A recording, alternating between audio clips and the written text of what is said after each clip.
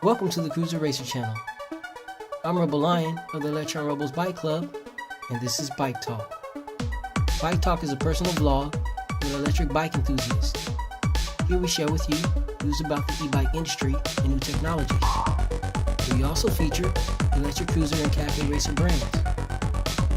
And we specifically highlight custom and DIY electric bikes. If this channel appeals to you, and you like what we like too, please click like and subscribe. Now let's get to the show.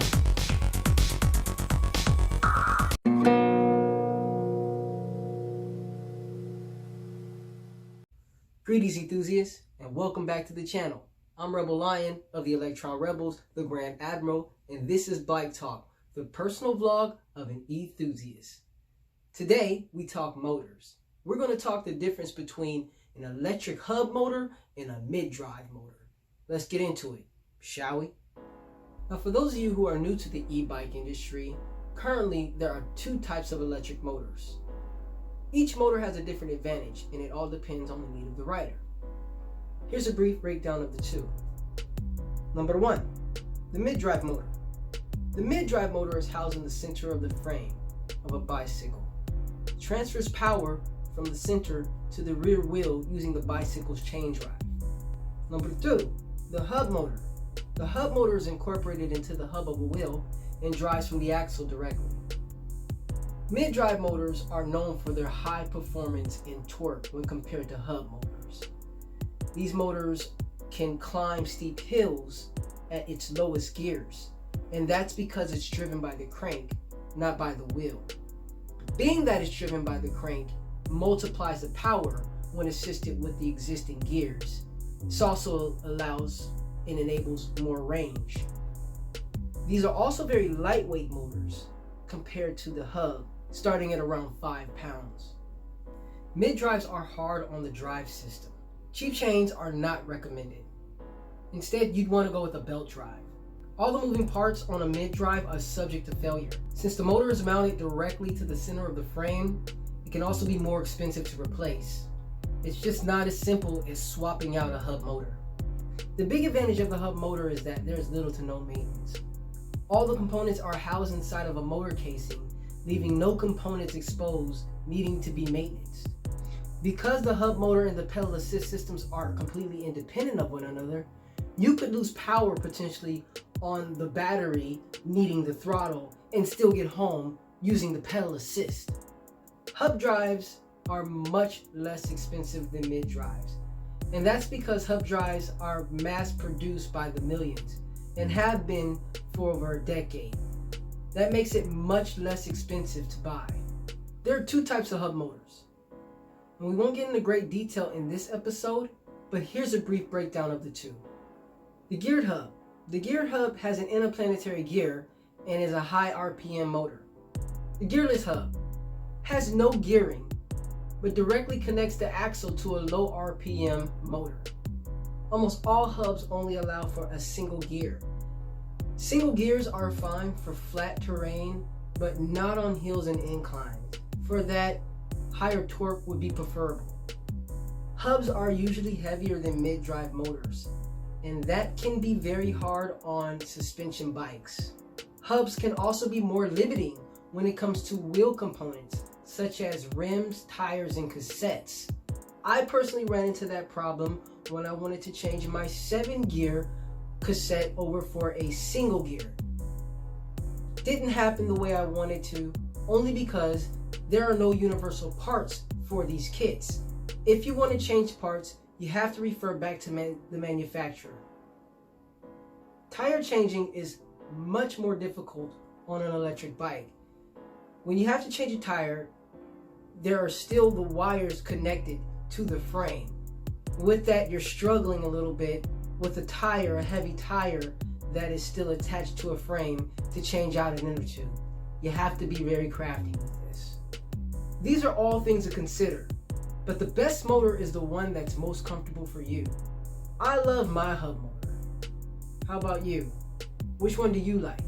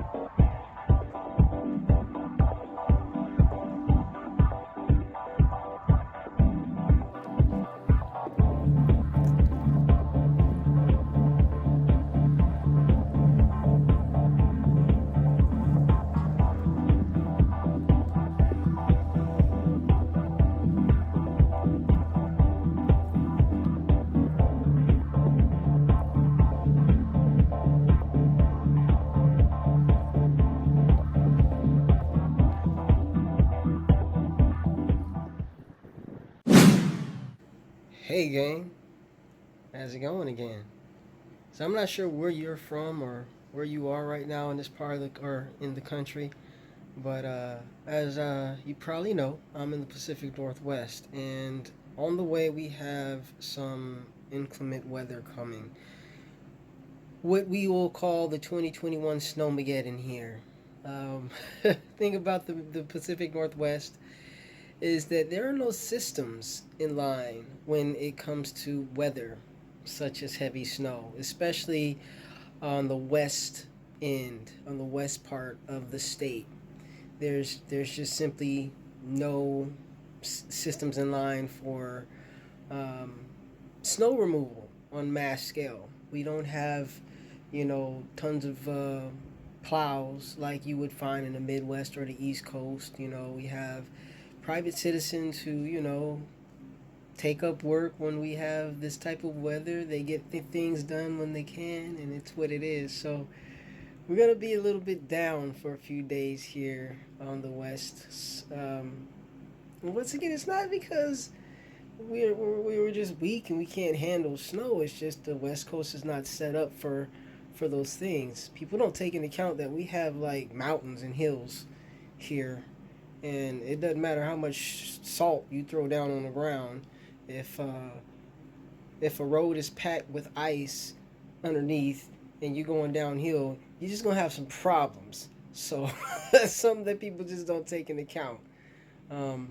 But needless to say, we got bad weather coming. I need to make a store run today so that I have the things that I need to keep me sane.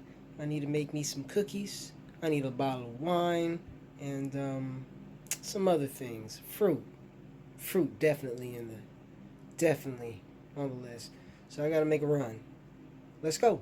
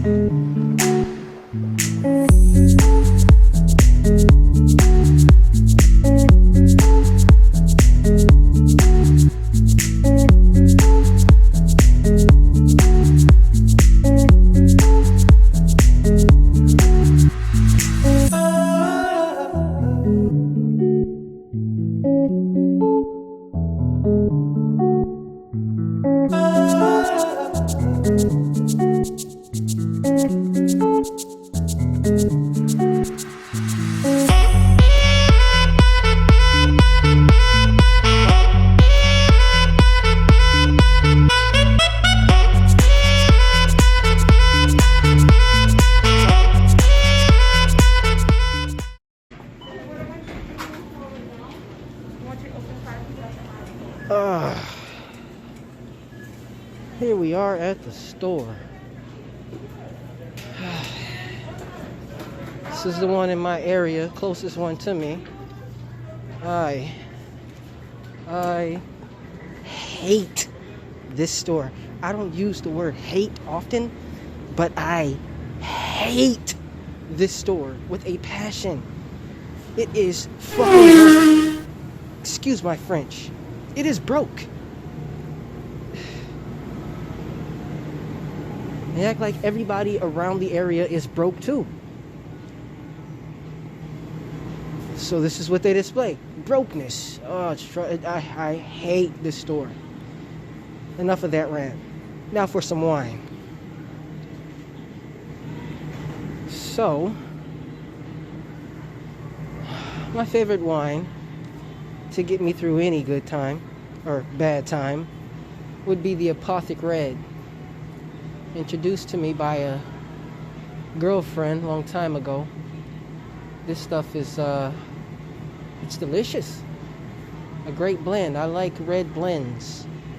And that's that.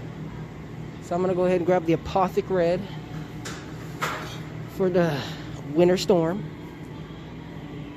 We're celebrating. And music playing, everybody, yeah. Forget about the worries of your mind. We can leave it all behind. Dancing to the morning light.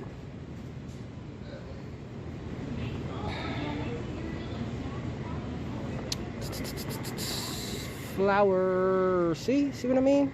You see, look at these freaking shelves. Look at these shelves. This is what I mean. I don't like the store, but it's all I got. It is all I got.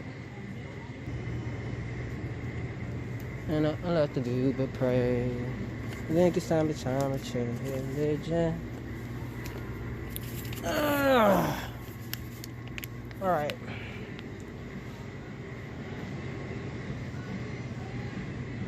Futures made of virtual insanity. We always seem to together by this love we have for the futures twisting in this new technology. Oh, now there is no sound. We all live underground. Alright, and this is the fruit section. And this is sad. Fruit and veggies. Look at this. It's sad. Just sad.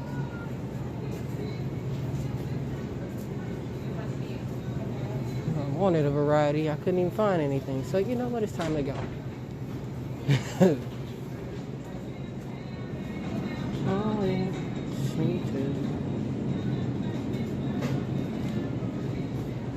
This thing, new technology.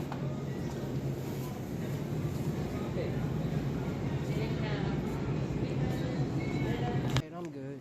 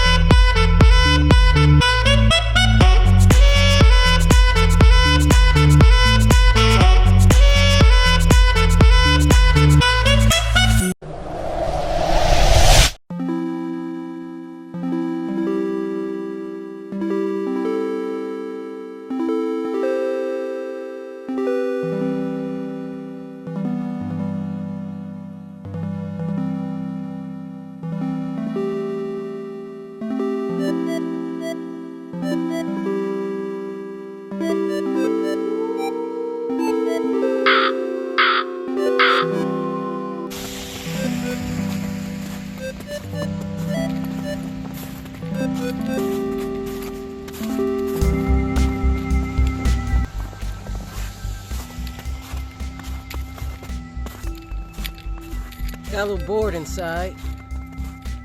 Before I get into my next projects, I decided to come out and take a walk in the snow and see how much we're getting. I clowned around yesterday when it started and said, oh, this ain't nothing, it ain't gonna stick. I guess we are really having a winter storm here. We're getting snow. How about that?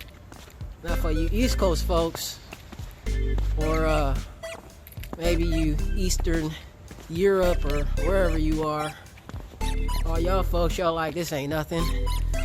You're like, why are you so surprised? Well, that's not such a big deal, but we don't get snow like this in the city in the Pacific Northwest. This usually happens in the mountains for the most part. When it happens inland, we actually get it in our areas. Like I said, everything kind of shuts down. Here it is, it's a Saturday early evening, about 5 o'clock in the evening on a Saturday, and there is nobody in this area downtown. Like nobody, I mean, it's not really a busy downtown as it is anyway, but usually on a Saturday night, you know, people are coming in trying to party at the clubs or the bars or whatever, and that is not happening today. Thank you, God. I truthfully hate it when people come out to party in my area, even though I live downtown. Yeah, well, maybe I need to be moving, right? Anyhow, though, at least that's not happening tonight. No craziness, no silliness happening on the streets because people are staying indoors. As for me, I'm gonna be working. Take advantage of this time when people are not out, people are not patronizing bars or disrupting peace and quiet on the streets. I'm gonna take advantage of this time and just do my work. It's a great time to get that stuff done. I don't care if it is on a Saturday.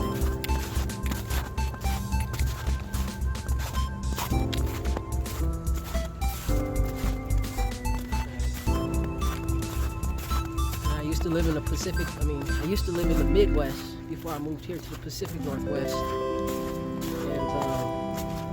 And that's some cold weather. I lived in Minneapolis for a while. That's some cold weather. I can't say that I miss it.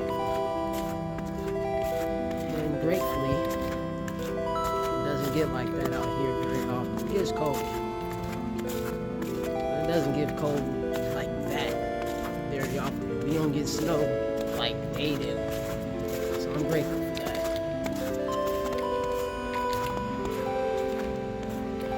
Nevertheless, enjoy the walk.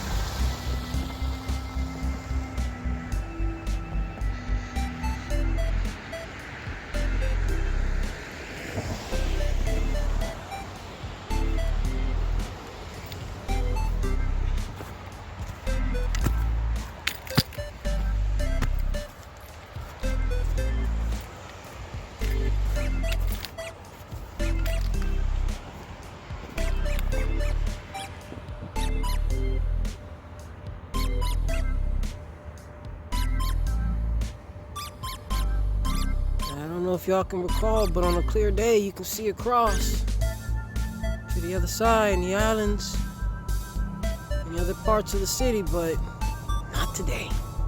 It's a whiteout. Well, not completely, right?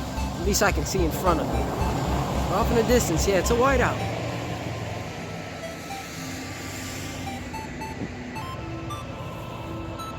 Fun, fun, fun.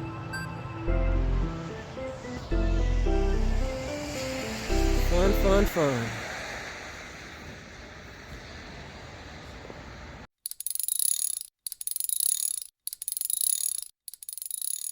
Welcome to the Builder's Corner. This week, as promised, we're going to continue to focus on our electric bike gear series. Today, we're going to talk about cold and wet weather gear. See, this year is my first year riding my electric bike in the winter and fall months. I gotta tell you, riding in the cold is seriously challenging. It's easier to ride at 3 miles per hour in wind, but at 15 miles per hour in wind chill is a totally another factor. So to combat the cold in the future, I'm gonna take a more serious approach. Starting from head to toe, this is how I plan to fight the cold in the future. While human biology tells us that heat escapes from 2 places, that's going to be the top of your head and the bottom of your feet. For these 2 sensitive areas, we could use 3 different sources to keep the heat within. Number 1, an enclosed helmet. It's going to shield you from the wind. While number 2, a gator neck is going to allow stale air to escape out. And then number 3 is simply just going to be thermal socks. The helmet helps to keep your head warm, trapping the heat above, while the gator neck has the same effect, yet you'll want to get one that's breathable to prevent steaming up your helmet. The socks keep your toes warm, protecting you from a little frostbite, yet they also help in temperatures as low as 5 degrees. Thermal underwear are the best line of defense, and actually should be the first line of defense, being that these are the first layer of warmth. Thermal underwear act as like a second skin. Top layer gear is very important. And there are many types of duck suits out there that range anywhere from $15 to $150. If you go cheap, you'll find something that will last you for a season. But if you spend a little money, you'll find some gear that'll last you for a few years. Now, I've tried all types of gloves for cold weather, and unfortunately, none of them work with temperatures under 35 degrees and wind blowing at you at 15 miles per hour. But gloves with the heating element inside will almost always work. Windproof, waterproof, and touchscreen. Yeah. Lastly, waterproof shoes are a no-brainer. Wet feet make for a very, very uncomfortable ride. And just like thermal socks, a wool-lined shoe is an excellent source for heat. The hardcover toe is also another added layer of protection for your feet, while a non-skid shoe will help with traction on slick pavements. So this is all highly recommended gear for riding in either rain, sleet, or snow. And if you have any weather suggestions for gear, leave them in the comments below. Well, that concludes this episode for the week. If you like what you saw, please leave a thumbs up and subscribe for more content. We post twice a week, Monday and Friday, and you can follow us on Instagram where we post Monday through Friday. You can also support us on Patreon. Just follow the links in the description below. Thank you for watching. We'll see you next week. Until then, stay safe and ride easy. If you'd like to be part of our purpose, mission, and our journey, please consider becoming part of the Electron Rebels Bike Club. You can find links to the club in the description below. Ride easy.